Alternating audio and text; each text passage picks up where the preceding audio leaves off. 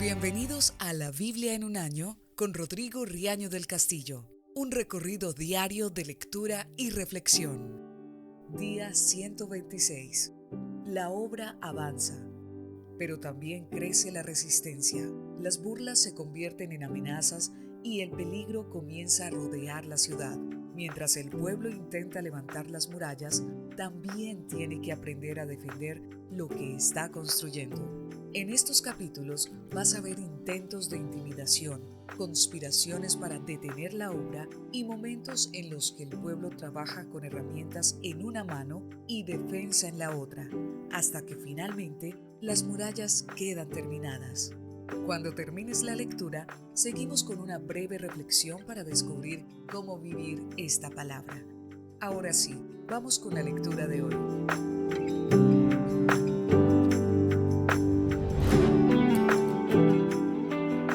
Nehemías capítulo 4. Oposición a la obra. Cuando Sanbalat se enteró de que estábamos reconstruyendo el muro, se enojó mucho, se puso furioso y comenzó a burlarse de los judíos. Delante de sus compañeros y del ejército de Samaria dijo: ¿Qué se traen entre manos estos pobres judíos? ¿Cree que podrán reconstruir la ciudad y volver a ofrecer sacrificios? ¿Creen que podrán hacerlo en un día? ¿Piensan que de ese montón de escombros van a sacar piedras nuevas? Tobías el amonita, que estaba con él, añadió: el muro que están edificando es muy débil. Basta que se suba una zorra para que se caiga. Entonces yo oré: Dios nuestro, escucha cómo nos ofenden. Haz que todo lo malo que nos desean les pase a ellos. Haz que se lo lleven a la fuerza a otro país y que les roben todo lo que tienen. No les perdones sus maldades ni te olvides de sus pecados, pues nos han insultado por reconstruir el muro. Así que seguimos reconstruyendo el muro, y como la gente trabajaba con entusiasmo, el muro pronto estaba hasta la mitad de su altura. Pero cuando Sanbalat, Tobías, los árabes, los de Amón y los de Asdod se enteraron de que la reparación del muro de Jerusalén seguía adelante y que ya se estaban cerrando las partes caídas, se enojaron muchísimo. Todos juntos hicieron un plan para pelear contra nosotros y desanimarnos. Entonces oramos a Dios y pusimos guardias de día y de noche para protegernos. La gente de Judá se quejaba: ya no tenemos fuerzas y los escombros son muchos. No podremos terminar de reparar los muros. Nuestros enemigos pensaban que no conocíamos sus planes y que nos podrían atacar por sorpresa para matarnos y así detener la construcción. Pero cada vez que nuestros enemigos venían a atacarnos, los nuestros, que vivían cerca de ellos, nos avisaban. Por eso ordené que todos tuvieran listas sus armas, espadas, lanzas y arcos. Luego les pedí que se colocaran agrupados por familias detrás del muro en los espacios que todavía no habían sido reparados. Como vi que estaban preocupados, me levanté y les dije a los jefes, a los gobernadores y a todos los demás: no tengan miedo. Recuerden que Dios es poderoso y que ante Él todos tiemblan. Luchen por sus compatriotas, sus hijos, hijas, esposas y hogares. Cuando nuestros enemigos se enteraron de que conocíamos sus planes, reconocieron que Dios estaba de nuestra parte. Entonces todos nosotros volvimos a trabajar en la reparación del muro. Desde ese momento, la mitad de nosotros trabajaba en la reconstrucción y la otra mitad permanecía armada con lanzas, escudo, arcos y corazas. Los jefes apoyaban a todos los de Judá que estaban reparando el muro. Los que cargaban materiales lo hacían de tal manera que con una mano trabajaban y con la otra sostenían su arma. Todos tenían su espada sujeta a la cintura mientras trabajaban. El que tocaba la trompeta estaba al lado mío, pues yo les había dicho a los jefes y a los asistentes y a todos los demás: el trabajo es demasiado y falta mucho por reconstruir. Además, estamos repartidos por todo el muro y lejos unos de otros. Por eso, si nos atacan, oirán sonar la trompeta. Si así sucede, corran a ayudarnos. Nuestro Dios luchará por nosotros. Desde que salía el sol hasta que aparecían las estrellas, la mitad de la gente reparaba el muro y los demás mantenían las lanzas en sus manos.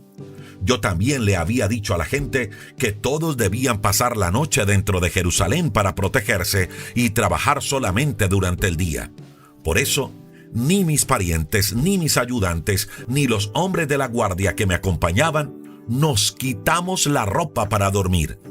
Cada uno mantenía el arma en la mano. Nehemías capítulo 5. Problemas entre el pueblo. Tiempo después, varios hombres y mujeres protestaron contra sus compatriotas judíos. Algunos que tenían muchos hijos decían que les faltaba trigo para darles de comer. Otros decían que para obtener un préstamo y así poder comprar trigo, habían tenido que hipotecar sus campos, casas y viñedos. También estaban los que decían que para pagar los impuestos sobre sus campos y viñedos, habían tenido que pedir dinero prestado. Además decían: somos de la misma raza que nuestros compatriotas y nuestros hijos tienen los mismos derechos que los de ellos. Sin embargo, tendremos que vender a nuestros hijos como esclavos.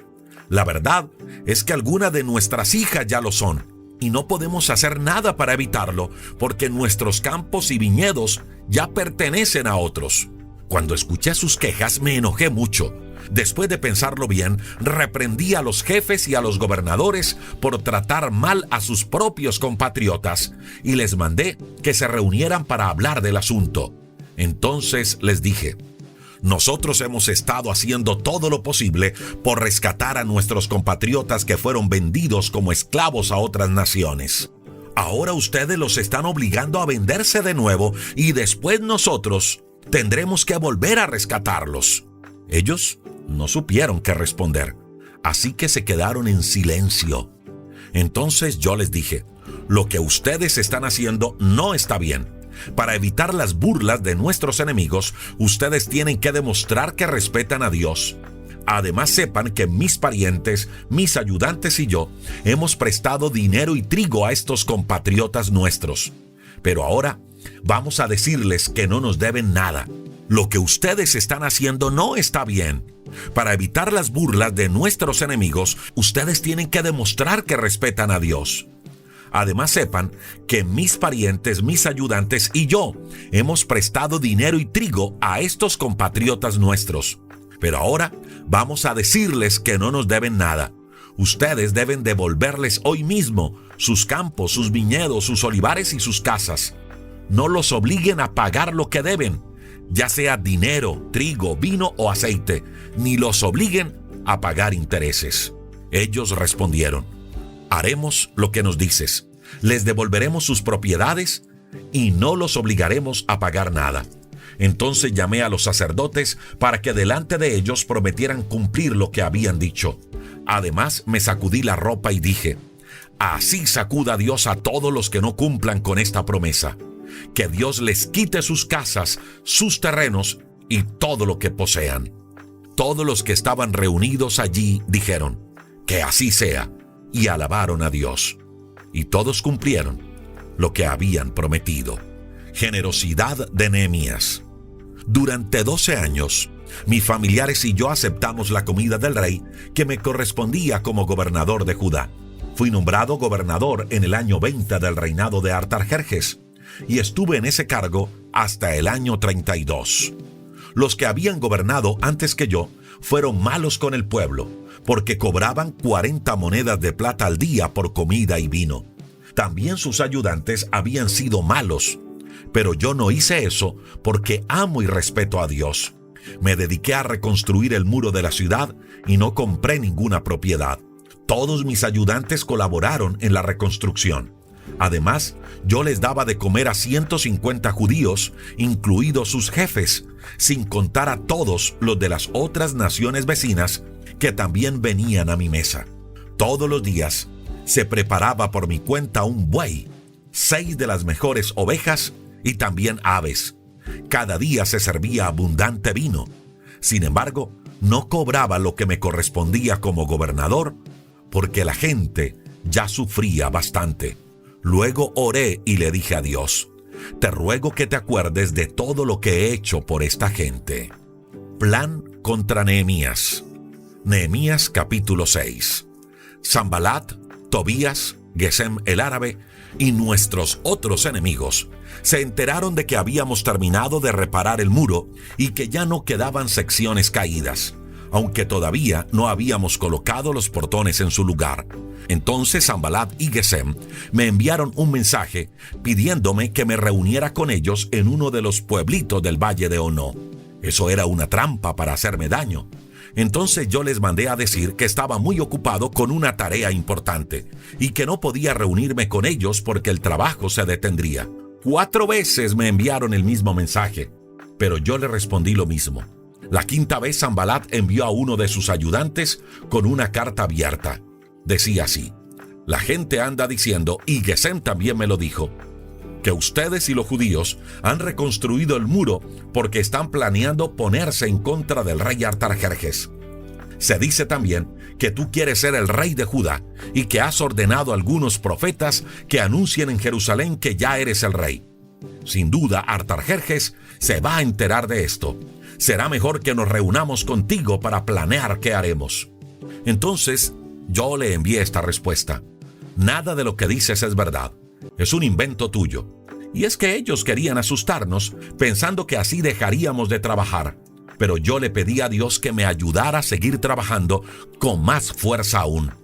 Después me fui a ver a Semaías, hijo de Delaías y nieto de Mehetabel, que se había encerrado en su casa.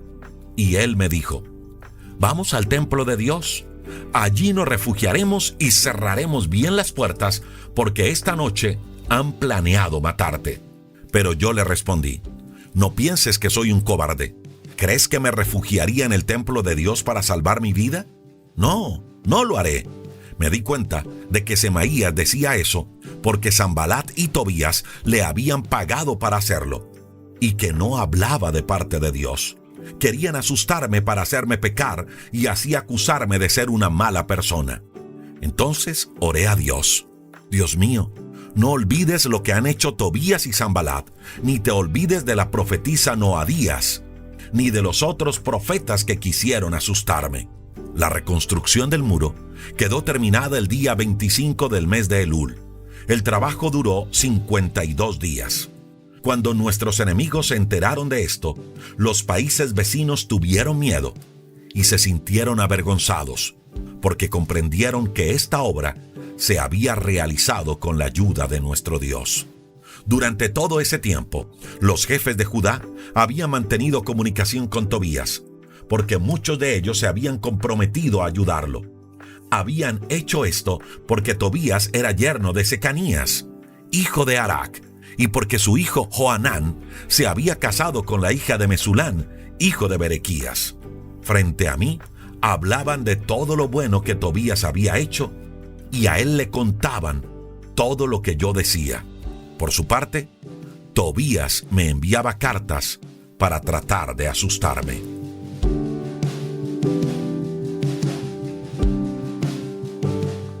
Mire, la lectura de hoy muestra algo que es muy real en la vida. Y es que cuando decidimos avanzar, no todos se van a alegrar. No todos se van a alegrar. Muchas veces conseguimos cosas, tenemos éxito en algunas otras, logramos objetivos.